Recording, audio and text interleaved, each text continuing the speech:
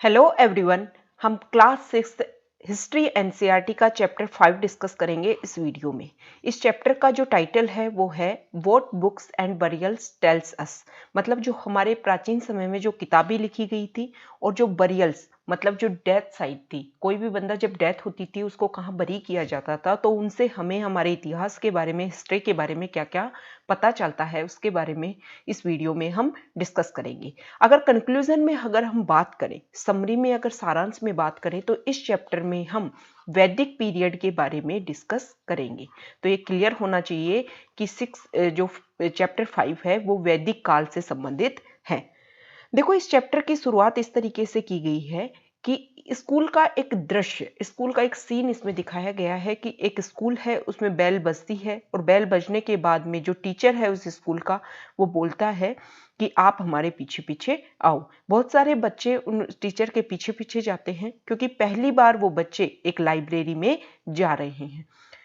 उन बच्चों में से एक बच्चा है मैरी, एक बच्ची है मैरी। वो वहां पर जब जैसे ही लाइब्रेरी में पाँव रखती है तो वो देखती है कि वहां तो जो लाइब्रेरी है वो तो उसके क्लासरूम से भी बड़ा है और वो तो फुल ऑफ बुक्स, मतलब वहां पर बहुत सारी सेल्फ बनी हुई हैं और वो सेल्फ किताबों से भरी हुई है। अब ये मैरी जो है वो एक सेल्फ की तरफ जाती है और वहां पर वो देखती है कि कुछ पुरानी पुरानी मोटी मोटी किताबें रखी हुई हैं। तब टीचर उसको बताती है कि ये जो किताबें जो आप देख रहे हो ना, वो डिफरेंट रिलीजन के ऊपर लिखी गई कुछ स्पेशल बुक्स हैं। तब वो उन बच्चों को बोलती है कि आप वेदास के बारे में जानते हो, ये वेद है, इनमें से कुछ बुक्स वेद हैं। तो मैरी को ये होता है कि वेद होते क्या हैं। तो अगर देखो वेद के बारे में अगर एक लाइन में हम डिस्कस करें तो one of the oldest book in the world, हमारी जो सबसे प्राचीन जो किताबें लिखी गई हैं वो है वेद। ये इस लाइन से डिस्कस होता है। देखो, जो हमारे जो वेद हैं वो 4 वेद हैं, ऋग्वेद, सामवेद, यजुर्वेद और अथर्ववेद। ये इस चैप्टर में बोला गया है, 4 वेद हैं। और सबसे पुराना जो वेद है वो है ऋग्वेद और उसकी शुरुआत हुई थी, उसको कंपोजिशन, उसकी रचना करने की शुरुआत हुई थी 3500 साल पहले। देखो, जो ऋग्वेद है उसमें बहुत सारी प्रार्थनाएं, हजारों की संख्या में प्रार्थनाओं को सम्मिलित किया गया है। ये जो प्रार्थनाएं इनको बोला जाता है सुक्त और वेल सेड, मतलब अच्छे के लिए कुछ चीज कही गई है वो इसमें इंक्लूड की गई है। ये जो प्रार्थनाएं थी, हिम थे, जो भजन थे, वो अनेक प्रकार की, अनेक भगवान थे और देवी देवताएं थी, उनकी प्रशंसा में ये प्रार्थनाएं लिखी गई थी। किसमें? ऋग्वेद में। इस क्या क्लियर हुआ? 4 वेद होते हैं, ऋग्वेद, सामवेद, यजुर्वेद और अथर्ववेद। सबसे पुराना ऋग्वेद और 3500 साल पहले उसको स्टार्ट हुआ लिखना, लिखना नहीं, कंपोजिशन करना। देखो, उस समय में जो सबसे इंपॉर्टेंट 3 भगवान थे वो थे अग्नि, एक भगवान था अग्नि, द गॉड ऑफ फायर, अग्नि के देवता। दूसरा था इंद्र, ए वॉरियर गॉड, मतलब योद्धा, योद्धाओं के लिए जो भगवान था वो था इंद्र। एंड सोम, एक प्लांट होता था जिसको पीस करके, जिससे तैयार करके एक स्पेशल ड्रिंक बनाई जाती थी। तो ये 3 स्पेशल भगवान थे उस समय के। देखो, हम ऋग्वेद के बारे में डिस्कस कर रहे हैं और ऋग्वेद में हम ये पढ़ चुके हैं कि बहुत सारी प्रार्थनाएं थी और ये प्रार्थनाएं थी वो बहुत सारे ऋषियों के द्वारा, सेजेज ऋषि मुनियों के द्वारा उनको कंपोजिशन उनका किया गया था। पृष्ठ जो लोग थे, पुजारी जो लोग थे, वो अपने स्टूडेंट्स को, अपने विद्यार्थियों को क्या कैसे याद करवाते थे ये वेद। देखो, वेद उस समय रचे गए थे लेकिन हमारे समय तक वैसे की वैसे पहुंचे हैं। पृष्ठ लोग अपने स्टूडेंट्स को बार बार दोहरा कर, बार बार याद करवा के, recite and memorise each syllable, word and sentence, मतलब मुंह के थ्रू, बोलने के थ्रू, बार बार मेमोरी के थ्रू ये जो वेद हैं वो उस समय से इस समय तक पहुंचे हैं। बिट बाय बिट, मतलब एक एक वर्ण याद करवाया जाता था विद ग्रेट केयर, बहुत अच्छी परवाह के साथ, मतलब कुछ भी गलत प्रोनाउंशिएट नहीं होना चाहिए। Most of the hymns were compose, taught and learn by man. बहुत सारे जो इसकी प्रार्थनाएं हैं ऋग्वेद की, वो किसके द्वारा? आदमियों के द्वारा, पुरुषों के द्वारा इनको पढ़ाया जाता था, कंपोजिशन किया गया था और इनको सिखाया जाता था।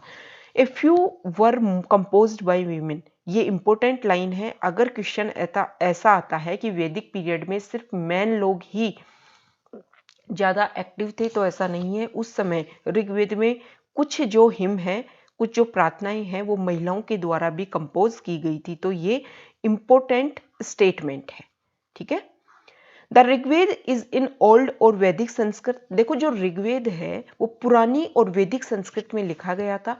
वर्तमान में स्कूलों में जो हम संस्कृत सीखते हैं, उससे वो उस संस्कृत से जो वैदिक संस्कृत जो थी वो क्या थी, डिफरेंट थी, कुछ अलग थी। मतलब वैदिक संस्कृत वर्तमान में जो संस्कृत चल रही है लैंग्वेज, उससे अलग हुआ करती थी। अब संस्कृत एंड अदर लैंग्वेज के बारे में इसमें बताया गया है।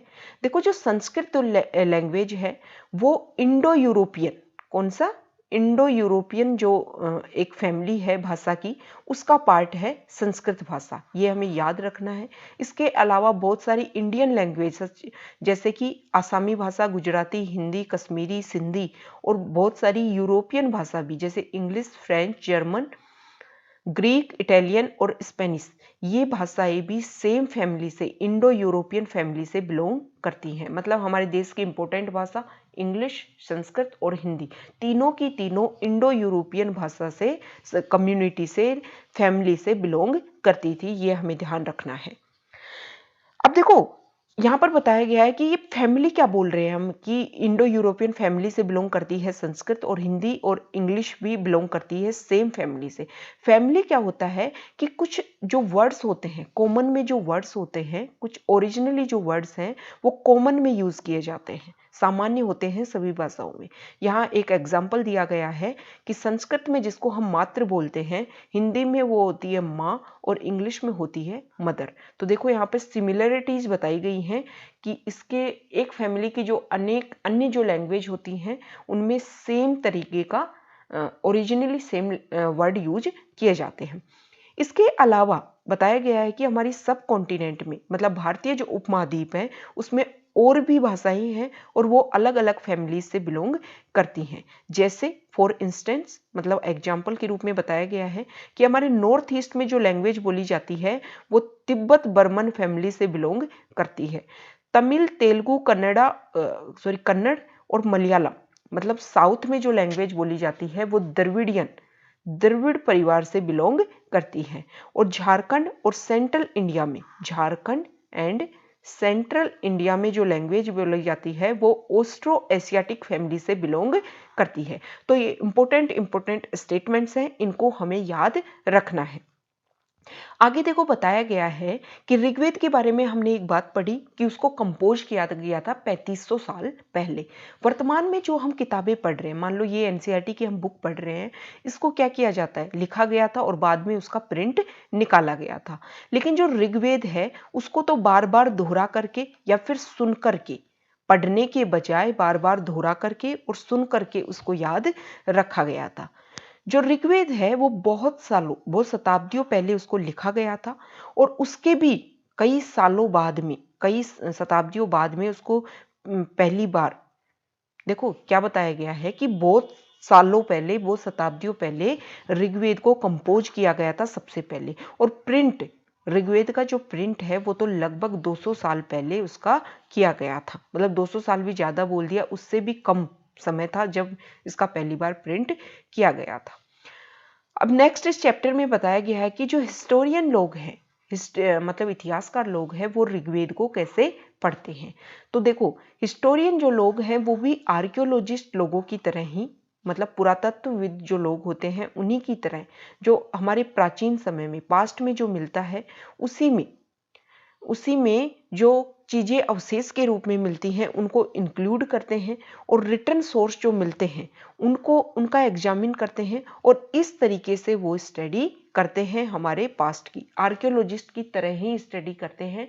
हमारे जो रिमेन्स बचे हुए हैं मटेरियल के, उनको पढ़ते हैं और उससे हमारा पास्ट बताते हैं। देखो, ऋग्वेद में जो कुछ प्रार्थनाएं, हिम जो लिखे गए थे, भजन जो लिखे गए थे, वो डायलॉग के फॉर्म में लिखे गए थे, मतलब वार्तालाप, दो लोग आपस में बात कर रहे हैं उसके फॉर्म में लिखे गए थे। अब यहाँ पर एक एग्जाम्पल दिया गया है ऋग्वेद का, एक हिम यहाँ पर बताया गया है। ये जो डायलॉग है वो एक सेज, एक ऋषि हैं जिनका नाम है विश्वामित्र, और दो नदियां हैं, जिनको व्यास और सतलुज नदियां हैं उनके बीच में ये वार्तालाप चल रहा है। उस समय में नदियों को देवी देवताओं के रूप में देवियों के रूप में पूजा जाता था। ये नदियां देवियों के रूप में पूजा की जाती थी इनकी। यहाँ पे देखो ऋग्वेद की एक मैन्यूस्क्रिप्ट है, ठीक है, और ये मैन्यूस्क्रिप्ट जो है वो किसके ऊपर बर्च बार्क, बर्च हम चैप्टर 1 में डिस्कस कर चुके हैं कि प्राचीन समय में जो मैन्यूस्क्रिप्ट लिखी जाती थी वो या तो पाम लीफ के ऊपर लिखी जाती थी या बर्च, हिमालय में एक पेड़ मिलता है उसकी छाल के ऊपर, मतलब उसकी बार्क के ऊपर क्या लिखी जाती थी, बुक्स लिखी जाती थी एंशिएंट इंडिया में। ये हमें कहाँ मिला है, ये मैन्यूस्क्रिप्ट जो ऋग्वेद की है वो हमें कश्मीर में मिला है। और लगभग 150 साल पहले जब ऋग्वेद का पहली बार प्रिंटेड टेक्स्ट निकाला गया था और इंग्लिश में इसका ट्रांसलेशन किया गया था, और वर्तमान में जो ये मैन्यूस्क्रिप्ट है वो महाराष्ट्र का जो पुणे लाइब्रेरी है उस वहां पर इसको प्रिजर्व कर रखा है। देखो हम अभी जो डायलॉग फॉर्म में देख रहे थे कि ऋग्वेद में कुछ जो चीजें हैं वो डायलॉग फॉर्म में बताई गई हैं। तो यहाँ पर देखो विश्वामित्र एक ऋषि है और नदी के बीच में जो वार्तालाप चल रही है उसको बारे में बताया गया है। विश्वामित्र नदियों से बोल रहे हैं कि आप पहाड़ों से नीचे आओ, आप पहाड़ों पे जो ये देवियों जो आप पहाड़ों पर बैठी हुई हो, आप पहाड़ियों से नीचे आओ। जिस प्रकार से दो चमकती हुई गायें अपने बछड़ों को प्यार करती हुई दिखती हैं, वैसे ही आप तेजी से चलते हुए घोड़े की तरह पहाड़ों से नीचे आओ और नीचे आके क्या करो। तो नदियां बोलती हैं कि देखो हम पानी से भरी हुई हैं और अगर एक बार हम पहाड़ों से नीचे आ गई, एक बार हम बहने लग गई तो हम रुकेंगी नहीं। और ये ऋषि आप हमारी प्रार्थना क्यों कर रहे हो। तो विश्वामित्र बोलते हैं कि हे मेरी बहनों, मैं जो हूं वो अपने किनको रथों को, अपनी गाड़ियों को लेकर आया हूं, इसलिए मैं चाहता हूं कि आप मुझ पर अपनी कृपा करो और आप अपना पानी मेरे जो पहिए के जो एक्सल हैं उनसे ऊपर मत लेकर आओ ताकि मेरे रथ और मेरी गाड़ियां आसानी से निकल सके। तो नदियां बोलती हैं कि हमने तुम्हारी प्रार्थना सुन ली है, हम जो है अपना पानी इतना ऊंचा नहीं लेकर आएंगी और तुम सेफली निकल सकते हो। अब हिस्टोरियन जो लोग हैं वो यहाँ पर ये बात बताते हैं कि देखो ये जो ऋषि जहां पर रहता था ना, वहां पर घोड़ों को और गायों को बहुत ज्यादा वैल्यू एनिमल्स थे, इसीलिए इस वार्तालाप में उन्होंने गायों का और घोड़ों का यूज किया है। और ये हिस्टोरियन ये भी बात बोलते हैं कि ये जो प्रार्थना जो लिखी गई थी ये उस एरिया में लिखी गई थी जहां पर ये नदियां बहती गई थी। आगे इसमें बोला गया है कि इस वार्तालाप में इंडस और उसकी जो ट्रिब्यूटरीज है उनके बारे में भी वर्णन किया गया है। इसके अलावा गंगा और यमुना का लगभग एक बार इसमें वर्णन किया गया। नेक्स्ट इस चैप्टर में बताया गया है कैटल, हॉर्सेज एंड चैरियट। ये वैदिक काल में कुछ इंपोर्टेंट टर्म्स थी, उनके बारे में बताया गया है कि उस समय इनके बारे में क्या क्या बातें कही गई हैं। देखो इसमें बताया गया है कि ऋग्वेद के समय में कैटल्स के लिए, चिल्ड्रंस के लिए और हॉर्सेज के लिए बहुत सारी प्रार्थनाएं लिखी गई हैं। चिल्ड्रन मतलब स्पेशली लड़का होने के लिए ये प्रार्थनाएं लिखी गई हैं। ये घोड़े वो ही होते थे जो किसी रथ में उनको लगाया जाता था और फिर युद्ध में उनको ले जाया जाता था, और ये जो पशु हैं उनको युद्ध से जीतकर लाया जाता था। देखो बैटल्स जो होती थी ना, अब बैटल्स की बात हुई है तो यहाँ पर डिस्कस किया गया है कि जो युद्ध उस समय वैदिक पीरियड के समय जो युद्ध होते थे वो ज्यादातर जमीन के लिए होते थे। और जमीन किसके लिए इंपॉर्टेंट थी, या तो चारागाहों के लिए, मतलब घास स्थल जहां पर जानवर चर सके, या फिर ऐसी जमीन के लिए झगड़ा होता था जहां पर ये जो जल्दी पकने वाली फसल है जैसे कि जो वो आसानी से पक सके। इसके अलावा कुछ जो युद्ध थे वो पानी के लिए भी करते थे, एंड टू कैप्चर पीपल, और लोगों को पकड़ने के लिए भी युद्ध किया जाता था। तो अगर क्वेश्चन आ जाए कि वैदिक पीरियड में जो युद्ध थे वो बैटल्स थी वो सिर्फ लोगों को पकड़ने के लिए किया जाता था, तो गलत है। पानी के लिए किया जाता था, अच्छी भूमि के लिए किया जाता था, एंड टू कैप्चर पीपल ये भी इंपॉर्टेंट स्टेटमेंट है कि उस समय लोगों को पकड़ने के लिए भी युद्ध किया जाता था। अब युद्ध में जो धन जाता था ना, उस धन में से कुछ धन तो रख लेते थे, कुछ वेल्थ को रख लेते थे लीडर्स लोग, कुछ जो धन था वो पृष्ठ लोगों को दे दिया जाता था और कुछ जो वेल्थ थी वो शेष लोगों के बीच, मतलब राज्य में जो लोग थे उनके बीच में बांट दिया जाता था। अब कुछ जो धन था, युद्धों में जीते गए धन, उस समय धन का क्या क्या यूज किया जाता था। देखो, यज्ञ करने के लिए, सेक्रीफाइस मतलब बलि देने के लिए और पूजा पाठ करने के लिए युद्ध की ये धन का यूज किया जाता था। और आग में उस समय कुछ बलि दी जाती थी। ये क्यों दी जाती थी? ये जो बलि पूजा पाठ क्यों की जाती थी? बहुत सारे देवी देवताओं के लिए ये पूजा पाठ की जाती थी। जो ऑफरिंग्स की जाती थी, पूजा की जाती थी, उसमें घी, अनाज और कुछ केसेज में एनिमल्स को भी शामिल किया जाता था। मतलब एनिमल्स की बलि दी जाती थी उस समय में, वैदिक पीरियड में। ज्यादातर जो आदमी लोग जो होते थे ना, वो किसमें युद्ध में भाग लेते थे। उस समय में कोई भी राजाओं की कोई भी रेगुलर आर्मी नहीं हुआ करती थी, लेकिन जो लोग थे वो एक जगह मिलते थे। क्यों मिलते थे? तो वार के बारे में डिस्कस, युद्ध के बारे में डिस्कस करने के लिए या फिर शांति के बारे में डिस्कस करने के लिए लोग एक जगह मिलते थे। और ये जो लोग थे वो अपने लीडर्स खुद चुनते थे। और किसके क्या बेसिस था लीडर्स चुनने का? तो बेसिस जो था, बेसिक क्वालिटी क्या होनी चाहिए कि जो लीडर बनेगा वो ब्रेव होना चाहिए और स्किलफुल वॉरियर्स होना चाहिए। ये हम डिस्कस कर चुके हैं। अब आगे हैं वर्ड्स टू डिस्क्राइब पीपल, मतलब लोगों के बारे में, लोगों को कैसे वर्णन किया जाता है कि उस समय लोग कैसे कैसे, किस किस टाइप के, कौन कौन से वर्ग समुदाय थे वैदिक पीरियड में, तो उनके बारे में क्या क्या शब्द यूज किए गए हैं उनके बारे में आगे बताया गया है।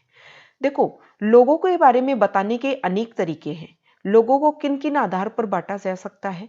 एक तो भाषा के आधार पर, वर्ग के आधार पर लोगों को बांटा जा सकता है।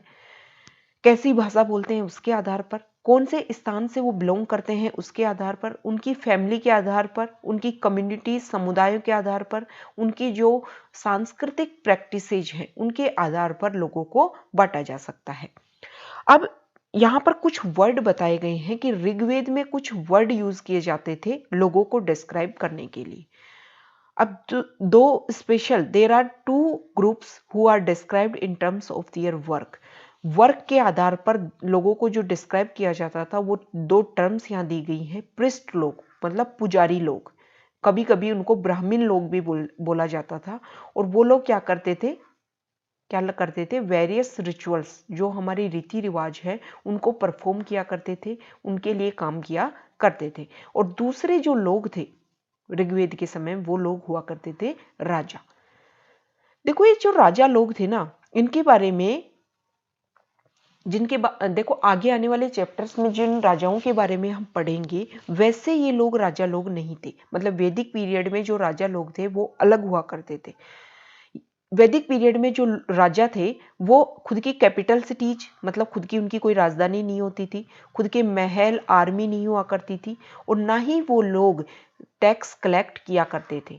तो देखो, ये इंपॉर्टेंट लाइंस है, इंपॉर्टेंट स्टेटमेंट्स है। वैदिक पीरियड के जो राजा लोग हैं उनसे रिलेटेड इंपॉर्टेंट स्टेटमेंट आ सकते हैं, तो ये हमें ध्यान में रखने हैं।